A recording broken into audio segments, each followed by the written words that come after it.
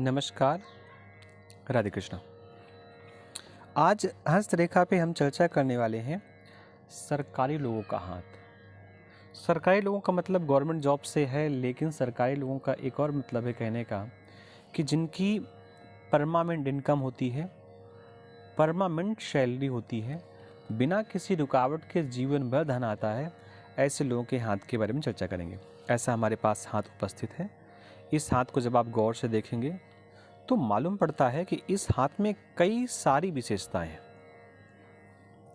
अगर पहली विशेषता की बात करें तो सारी उंगलियां पीछे की ओर झुकी हुई हैं। ऐसा नहीं है कि हमने हाथ फोटो टेढ़ा लिया हुआ इसलिए उंगलियां पीछे झुकी हैं। उंगलियां सारी की सारी पीछे की ओर बेंड हैं, पीछे की ओर झुकी हुई हैं। थोड़ा और अगर चर्चा करें तो ये हाथ ही देखने में सुंदर लग रहा है। सुंदर कोई भी हाथ तब लगता है जब उसमें कई खड़ी रेखाएं होती हैं, तब जातक का हाथ बड़ा सुंदर लगता है। ये दूसरी विशेषता हो गई। तीसरी विशेषता, सरकारी हाथ शो कहाँ से होता है? पहली चीज भाग्य लाइन से, भाग्य रेखा से। तो भाग्य रेखा की चर्चा करें तो भाग्य रेखा ये चलती हुई यहां तक पहुंची।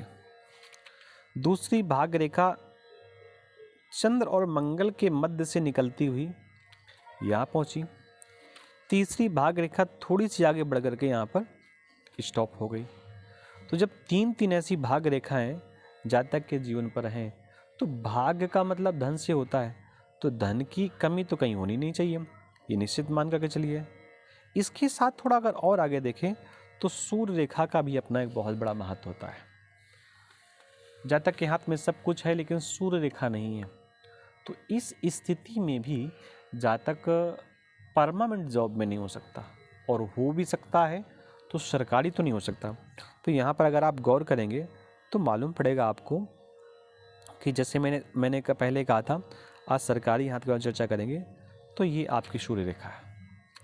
ये सूर्य रेखा स्टार्टिंग में यहाँ से ऐसी पतली सी निकल रही है, यहाँ से आगे ऐसे गई और आगे जाकर के डबल हो रही है, मतलब कहीं पर नष्ट नहीं हुई।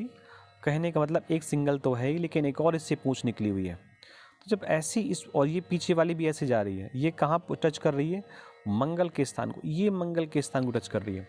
तो जब ऐसी रेखा हाथ पे होती है तो निश्चित मानिए सरकारी नौकरी के, गवर्नमेंट जॉब के पूरे चांस होते हैं।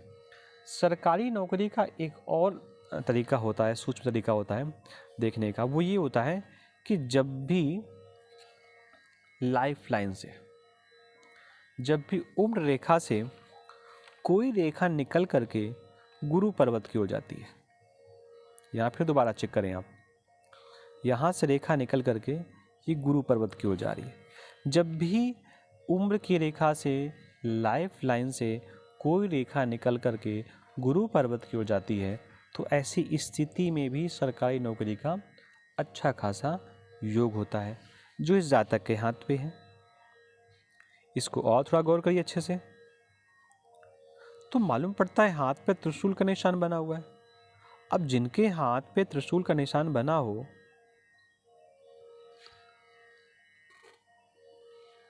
दूसरा, और ये त्रिशूल कहीं छिन्न भिन्न भी नहीं है कि आप ये कह दें कि ये त्रिशूल जाकर के यहाँ अंदर घुस गया है।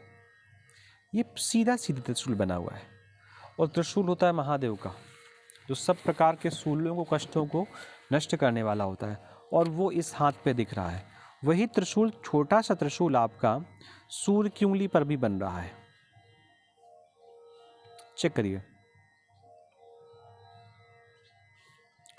वही छोटा सा त्रिशूल सूर्य की उंगली पर भी बन रहा है, तो ये भी एक शुभ संकेत है। एक बहुत शुभ संकेत है, वो हस्तरेखा पर, हृदय रेखा पर दिखाई दे रहा है कि आपकी हृदय रेखा है। हृदय रेखा छोटी है,